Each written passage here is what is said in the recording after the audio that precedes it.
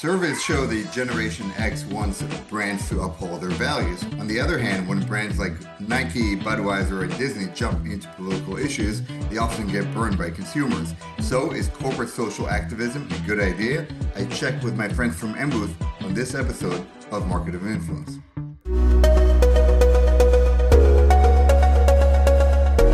Welcome to the show, AG Bevilaqua and JD, which is James Donnelly. Welcome to the show. MBooth. MBooth is an amazing agency in New York City. AG, you're the Chief Creative Officer. What does that mean? What do you do? Awesome. So I really oversee and work closely with our clients and teams on all things creative. And so that means everything from sort of big picture creative strategy, looking at the world we're living in, figuring out, what are the trends, what are the movements that we need to think about as a brand, and then coming up with creative campaigns all the way through sort of planning to content that lands in market. And I do that along with a fairly robust creative team of about 50 people now. So a lot of creative brains and hands in the mix at MBooth, and also work in partnership with JD and our senior team and sort of like what's next for the industry, right? What's next for marketing and communications, and how do we continue to sort of push the discipline and expand the discipline? So I have a lot of heart and kind of passion for that space as well. All right, it's going to make an awesome conversation today. JD, what do you do? So, bad news bear in reputation management, basically have led the issues and crisis practice here at MBooth for a number of years. I've only done that my whole 30-year career. And I think the key thing we tell every client is, certainly we can come in and help with the counsel and the support if there's a crisis, but we are big on resilience and building preparedness systems and making sure that as you're leaning in to some of the more aggressive areas of marketing, that you need to have a plan for the reactions to those actions. So I think we're going to cover a little bit of that today.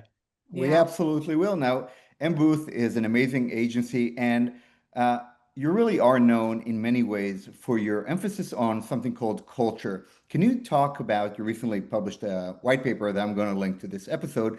What does culture mean, and what does it mean for the brands that work with you? Yeah, for sure. So as you mentioned, I feel like for MBooth, culture really is our thing. And we think about it both in terms of the internal culture of organizations and our own internal culture, but also the external landscape and what is happening. Culture can be a little bit of a buzzword, I think, in our industry and mean different things to different people. For us, I think the simplest definition is culture is the context that we're living in every day. Really, it's the system of ideas and beliefs. And I use a metaphor to think about culture. It's sort of like the ocean. It's never one thing. There's different temperatures, there's different riptides, there's different currents, and sometimes it is the friction of currents which creates those big cultural waves. So we have a lot of heart and passion for really being students of culture, and then really helping our clients figure out in this space, in this vast ocean, what is their role? And a lot of the work we do strategically, creatively, JD and I actually talk a lot we actually say sometimes we're Debbie and Downer because we're constantly working, because when you're thinking about campaigns within the cultural landscape, you really do need to think 360 and with like multiple lenses, because what our job to be done for clients is really figuring out what is your path in culture? Where can you authentically be? What matters to your audiences? And where do you really feel committed as an organization? And then how can you really create your mark? So we spend a lot of time doing that as cross-functional teams. Hold on. I'm drowning in this metaphor. Listen to me. I'm a client. I'm coming to you. I'm Starbucks. I'm McDonald's, right? I'm Nike. What does culture mean for me? What are the takeaways from this? Yeah, I think what was interesting for us when we embarked on the research, culture, obviously, brands that are in culture can do a lot of things for their business, right? We know that if you're thriving in culture, you're Poppy or Skims, right? We have seen sort of the results of that. Brands can become more popular, they can gain awareness, they can build relevance, right? And when we talk to consumers, what we found out was 3/4 of consumers across Gen Z, beloved Gen Z, millennials, and Gen Xers actually say our expectation is that brands are in culture. And what that means is they're in the ideas, the thoughts, the conversations of the day that really matter to consumers. But that doesn't necessarily mean that you're just chasing trends or just chasing culture. I think what was really interesting about our research is as we talked to 3,000 folks, 3,000 Americans across those generations, across the country. So we're not just a coastal bias here, but really talking to people. What we learned from them is that again, there is sort of like, this expectation that brands will be in culture. But there are many ways that brands can show up in culture. And often I think when we talk about it from a marketing perspective, it's kind of this like monolith, right? But what we learned is that there's actually different strategic spaces in culture where brands can land. And you know this, Guy, because you're a student of this, you're a professor of this, you're constantly, consuming this information. If you look at a brand like Heinz, right, and what they did when they saw Taylor Swift having some ketchup with ranch and created a limited time product called Seemingly Ranch because people were very curious about what she was dipping. And then you look at a move like Nike working with Colin Kaepernick. Those are both brands that are in culture, but they're in culture in very different ways. And so what our research showed us was that there really are different strategic places that brands can land in culture. And even within those strategic spaces, there's actually different kind of like archetypes. And so what for me was really interesting was there is that like you can relate to culture. You can be culturally relatable. That means you're showing up in the spaces where I am.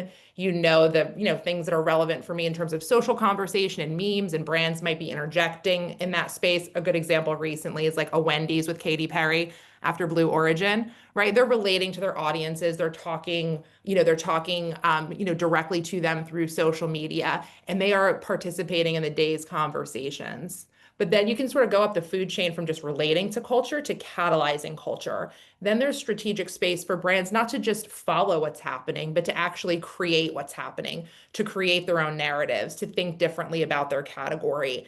And an example I love there is, have you followed what Nutter Butter has been doing on social media? I have not. I love Nutter Butter. Talk to me. I know I hadn't thought about Nutter Butter since I was at like my Zia Liliana's house, I think in 1997.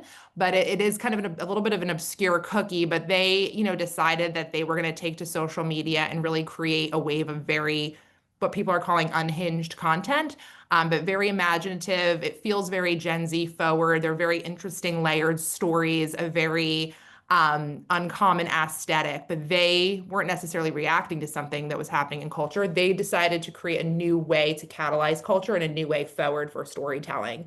So that's like also a space that, we think is viable for some brands. And then as you sort of go across, and I can send you this, but I'll just show you because I'm a visual person. There's like a wheel, right? So then as you sort of go from catalyze, the next space that we think about are brands that actually shape culture. And these are brands that are really thinking more broadly about like the norms of culture and how they might help shape some of those norms. A brand I think that obviously has done a great job in that space is like a Barbie, right? We're more than a toy. We're talking about what it means to be a woman, what femininity and, the role of women today and what that can mean to little girls, what that means to women that have grown up with Barbie, right? She's so much more than a toy. She is shaping culture. And we saw obviously with the Barbie movie not too long ago, the impact that can have.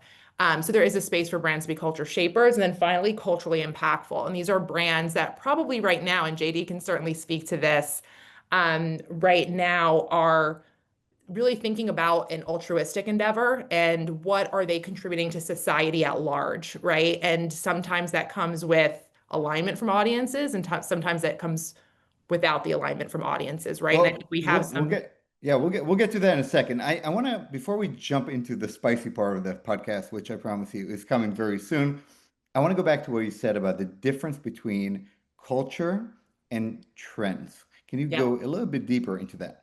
Yeah. So if you think of culture as like that ocean metaphor, trends are like jellyfish that are floating along, right, within the ocean. They're often there's sort of like also you could think about layers of trends. So there are micro trends that we're seeing every day on social media. So you might see on TikTok that like core is a popular style, but then next week it's the fisherman aesthetic. And then the next day, the viral Skims dress is trending. Those are micro trends, and those sort of pop up as just a quick change in preference or taste among audiences that are sharing content.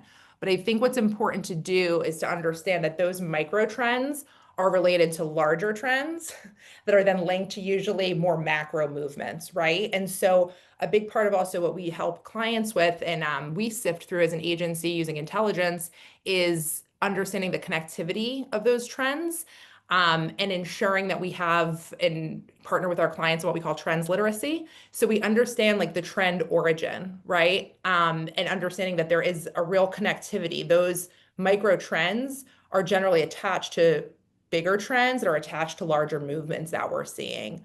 Does that make sense? Yeah, perfect. And brands really need to think, and organizations, how they fit and make sure there's congruence along the three layers. No doubt about that, for sure. I want to ask you both a question, and it's my turn to be a little controversial. In the last 20 years, everybody's talking about corporate social responsibility. Nowadays, in the last 5 years, everybody's talking about corporate social activism, right? So back in the day, it was Howard Schultz of Starbucks said, "Hey, I want Starbucks to lead the way not only on making great coffee, but also lead the conversation on voting rights or race relations." This was kind of a unique thing about 10 years ago, but over the last 5 years, more and more brands have jumped in. I'm giving you examples of Nike. I'm giving you examples of Patagonia, Ben and Jerry's. We can think of so many others. Sometimes this is a great idea, but oftentimes this is a terrible idea. So anybody who's been following Disney and Target and Budweiser knows that, wait a second, it is true that all the surveys show that Generation Z and millennials want their coffee or their socks or their shoes to stand for something much bigger, represent their values overall. But here, JD, I'm going to throw this at you. Sure. What happens when things go wrong and Budweiser sees its stock tumble 30% in one day? Yeah, I don't know if it's a terrible idea or a great idea. It depends on the client. It depends on the authenticity behind their effort, right? So I think in all of the big crises of the last couple of years, where you've had, and some of the brands you've mentioned, where they stand for something, then there's pressure, then they don't stand for something, and then they go too far that direction, then they come back. It's that whipsawing back and forth that hurts you the most. It hurt because it shows that there was very little intent beyond the marketing of the product or service. It shows that there wasn't a commitment. When a lot of the things that AG is talking about is done well, you're either moving minds or you're connecting at a deeper level with the core essence of your product or service, right? And if you do it well, no matter how much vitriol comes your way, if you could say, this is who we are, I have yet to see an example where that's a bad idea. You mentioned Ben and Jerry's. They're one of the activist brands, so to speak, on our cultured archetypes. They are who they are, right? And they're certainly facing pressure right now with their parent company and on some of the things, but they're staying true to who they are. And I think on every one of those archetypes, that AG mentioned, I think that as long as there's authenticity behind it and alignment, and I can't stress that enough, alignment between the corporate leadership side of the house and the brand and the CMO side of the house, that is absolutely critical. Because if you don't know where those pain points are across the organization, then it is a bad idea. Then it is, right? So that's why we do work together, and that's why AG and I do talk so much, is to make sure that there's real commitment behind these cultural trends that we're trying to either catalyze or build upon, et cetera.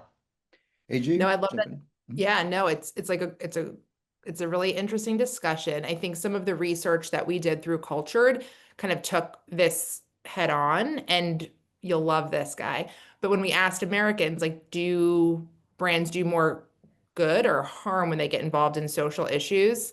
You can't make this up. It was split 50-50 down the middle. So 50 people said they're doing more good and 50 people said they're doing more harm. I think from, my vantage point of somebody who reads and consumes a lot of information on this, I think that one of the big missteps happens when a brand doesn't think of the 360 ecosystem that they're operating in and they just think about their Gen Z consumer. But did you also think about the millennial and Gen X consumers that are for example, using your product still? Did you think about your supply chain? Did you think about your retailers? Did you think about the media? Did you think about influencers? Did you think about people that work in your factories or in your stores? So sometimes if you're just too consumer focused and you're not able to actually think about all of the stakeholders, I think that brands can get themselves, or they can kind of get a bit over their skis. So having sort of that 360 perspective, and not to overly simplify, because none of it's simple. I really do think this space is both art and science in terms of getting it right. But there is a place where like what's authentic and true about the brand can also meet what's authentic and true about the audience and their cultural interests. And I think that's kind of when we find the sweet spot, Yeah. when we're able to kind of like marry those. But it isn't just the consumer, it's kind of like the stakeholder audience, right? Which of course includes employees as well. So that's one thing that I've seen more recently brands kind of make that mistake, is they're not factoring in those opinions, right? And their overall reputation. And So is I'll this just build on one thing. Even on the consumer part of that, which is a big part of what we do for a living, it's answering the question: Are you selling to me, or are you relating to me? We are in the business of public relations. Sometimes we forget that it's a two-way street to relate those brands and those services and those products to the public, and I think that's a really key part of all of this. I want to ask a question about how the sausage is made over here, because you look at some of these campaigns and Ben and Jerry's put aside for a second, but really the Budweiser, how did this happen? How did they not know the DNA of beer drinkers who watch football on a Sunday afternoon? How did they launch that campaign? Was it A, whenever you go with a corporate activism campaign, you get a lot of earned media. So short-term benefit, you show your client, hey, we ran this campaign, we got all this media, wonderful. Or B, it's a bunch of young kids, 5 years, everybody they know who lives in New York or San Francisco or somewhere on the coast agrees with them politically, sees the world exactly like them politically, and they're like, yeah, we all agree, this is wonderful, and they don't do the social listening. That, as you said, they're not aware of the DNA of their brand, of the organization, of their stakeholders. Is that how it happens? So it's difficult to look at any one case and say for sure this is what happened or not. I always say crisis managers, we don't like to armchair quarterback on things we haven't worked on, and things we have worked on we can't talk about. But Yeah. what I will say is that I do, and I mentioned this before, the lack of alignment seems Hmm. evident in that case and some other recent ones. The lack of alignment between that particular campaign, Yeah. um, and the broader marketing and the C-suite, and how the employees look at it and how the C-suite looks at it. So we see this a lot from a lot of multinational brands, a lot of U.S. only brands. That alignment becomes so key because again, it's that whipsawing back and forth where you lose consumers on all sides of a debate, and particularly in this polarized environment, right? So making sure that you stick to it and that you've thought it through with the pain points. So you asked a multiple choice question. I think the answer is all of the above and maybe different, right? All right, option Hmm. E. I do want to throw it back at you because if you ran a campaign like this maybe 30 years ago, it wouldn't be such a big deal. The difference between then and today is something called X, Twitter, where you have hyper partisan audiences who are just waiting to find their next target on either the left or the right. And if a brand aligns with either side, they get destroyed by the other immediately. So again, why is this ever a good idea? Why not just play it safe and do the CSR campaigns like, save the whales and the environment and peace on earth? Yeah, I'll start, AG, and I'm sure you have a thought on this too. At a time when everyone's playing it safe, some companies have to lean into that space and say, we're going to stand for something, right? And I think culture is part of that. I think some CSR campaigns, you had started this by talking about CSR campaigns. They really, perhaps the campaign part is quiet, but these CSR efforts are continuing. We're seeing the same with DE&I, right? People are taking DE&I as if it's a very, very binary issue. You either are for or against.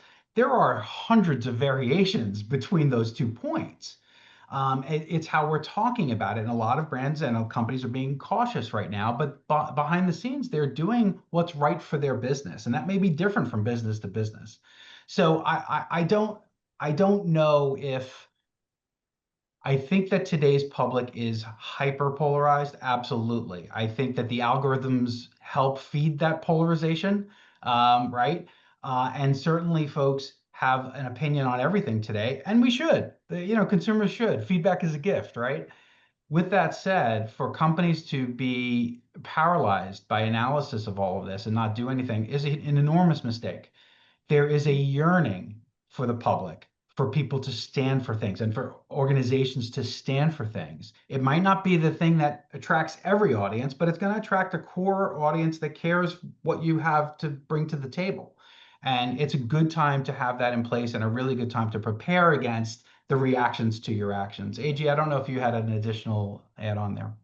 No, I love it. I think that's great. And this isn't necessarily about Bud Light specifically, but I do think, one of the big threats of our time has been just polarization in general, and that's driven by echo chambers.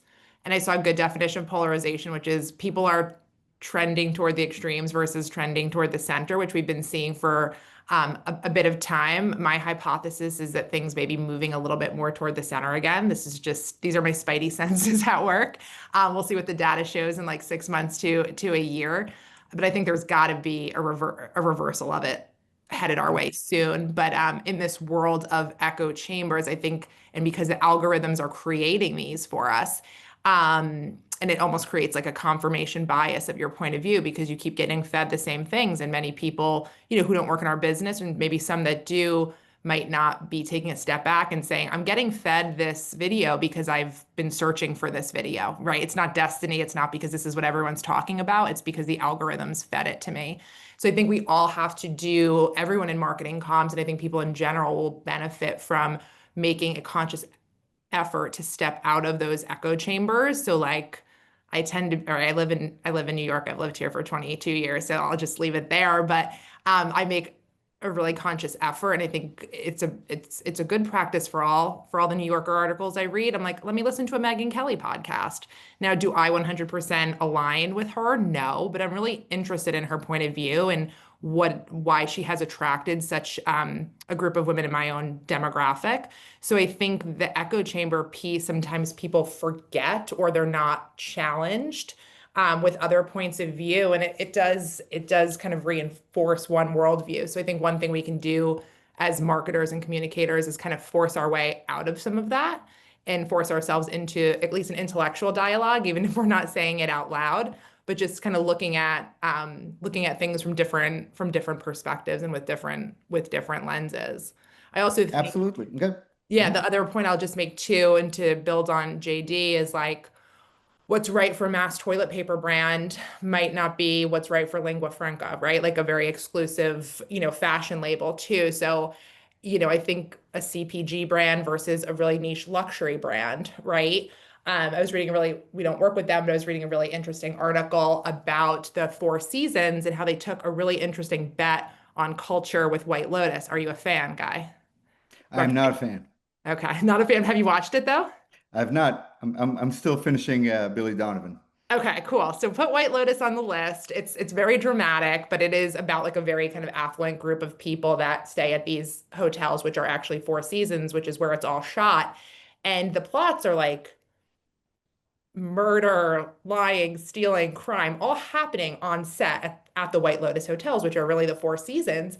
And the article was really just sharing how like they took a real bet by being part of this show because it shows a lot of disasters happening on property, right? But to me, they were actually like catalyzing culture. They didn't wait till the show was a hit to try to jump on. They were in it from the beginning. So it did come with a little bit of risk, but they were actually showing that their bookings were up because it's giving people like kind of an interesting story and narrative to associate with their hotels, right? And there is just a buzz factor, a relevance factor. People love the show, they love the characters, and they're seeing the suites, they're seeing the properties through the television show. And that's a great example to me of a brand for the right consumer that's leaning into a certain storyline, and it's really worked for them and for their business. But it did come with a little bit of risk, right? Because there's no guarantees that that was going to work. So sometimes, and we kind of showed you the dial that we created based on the consumer research that we did around the different places and culture. Often, as you go around the dial, it comes with more risk, right? If you're just jumping in on the Super Bowl conversation, you're tweeting about the Met Gala, you're making small jokes about Blue Origin, there's not a huge price tag that comes with that, right? But once you're in the land of Ben and Jerry's to that, that place where it is more of activism, there's more on the line, right? So you also have to kind of prepare and think accordingly as you figure out what the role is in culture. So that's something that we consider a lot when you think about the sausage making, right? Like, what do our Mhm. clients have the stomach for in this landscape? What makes sense from a risk tolerance perspective? And also, what category are they in? How broad is the consumer base, right? Versus a niche brand versus a broader CPG. So in your process, creativity is secondary to research and strategic planning. Oh, come on. You can't ask me that. I mean, it's to me, they work in concert. They really do, but it's strategy first. It has to be. It has to be. I love it. I want to go and touch on one final thing, AG. You were talking about vehicles the brands use to build relationships with different communities. Let's talk about influencers. How do influencers fit into culture, and how do they fit into the long-term strategy of brand positioning? In so many different ways. I think that for brands today, influencers are a quick way into culture, right? Because they are plugged into the day's trends, they have a point of view, they have a relevant audience. So they really become, in some ways, like marketing partners. And also they're amazing content generators, right? For brands as Of well. course. So and I think as we think about the different roles, whether it is relating, whether it is catalyzing, whether it is shaping or even impacting culture, and I want JD's perspective on this, I see influencers, or as we used to call them, KOLs. I think they're part of the entire wheel, right? Like they can have a role in every really archetype and in every type of strategy, depending on how we want to use them. They can just amplify a campaign, of course, but they can do richer work with us where we're co-creating products, where we almost like use them behind the scenes as creative directors. So I think that it's a place in our business, that continues to grow. And I think it infiltrates really kind of every piece. It's not just about like the creative execution. They have a very kind of strategic role as well. Uh, I love it. I'm all about influencer relations, but JD, what happens when influencers go wrong? Can you speak about that? well, the old, yes. Um, it gets back to selecting the right type of influencer for the right type of campaign, right? So, some campaigns you can go with very popular influencers who are popular for a whole bunch of reasons. Some you need an expert influencer, somebody in the food space, somebody that actually has a nutrition background, and so on and so forth. So I do think that the selection becomes really, really important. We have our influencer team and our sports and entertainment team do deep dives to make sure we're selecting the right folks. But then the issues and crisis team comes in too, because we look at things with a little bit of a different lens. It's making sure that that influencer is provided the right information, the deep information, not just the surface information, so that if they get questions about, we'll stick with food safety, they can speak to it. They could speak to it, right? So I do think that whole category is really professionalizing in a different, I think, a beneficial way for the public. And I think that a lot of what AG is talking about is moving in that direction for some of these campaigns. So in many We ways, also, moving away from influencer marketing to influencer relations. yeah. Perhaps. I think I like that term better, candidly. Yeah, I think it's both, depending on kind of where you are, depending on what the role is for the brand and culture. In some ways, again, you could just be in the marketing space if you're really just amplifying, a campaign or amplifying a message. But if it is work we're doing, go back to JD's metaphor around food safety. They are true. We really need that relationship with them. We really need them to have a deep understanding of what we're trying to achieve, of the science, sometimes of our products, because folks are looking at like a dietitian, for example.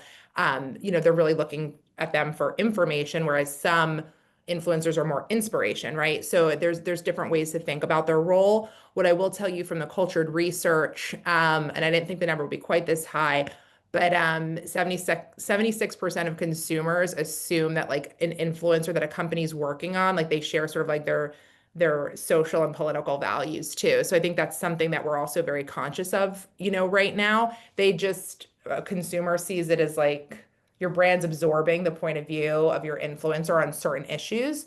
And that's a high number. So interesting, just to think about in terms of the work we do to just, analyze, what is this person's audience, but also what is their stance on different issues and how those intersect or even like intercept products, the company, where there's alignment, where there's outages, all of the things need to be considered. So it is once upon a time, it was like influencers were kind of like their own thing, but they're very much integrated into the strategy and the research now and really a key part of the campaign and market.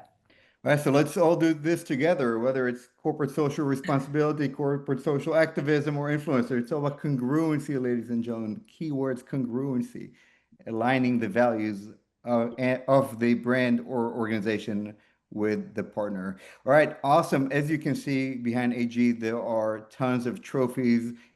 There is no doubt that MBooth is a leading agency and thought leader in our space, and I thank you both so much for coming in today and sharing your thoughts and wisdom with me. Awesome. Thanks for having us, Guy. This was terrific. All right, bye. Bye.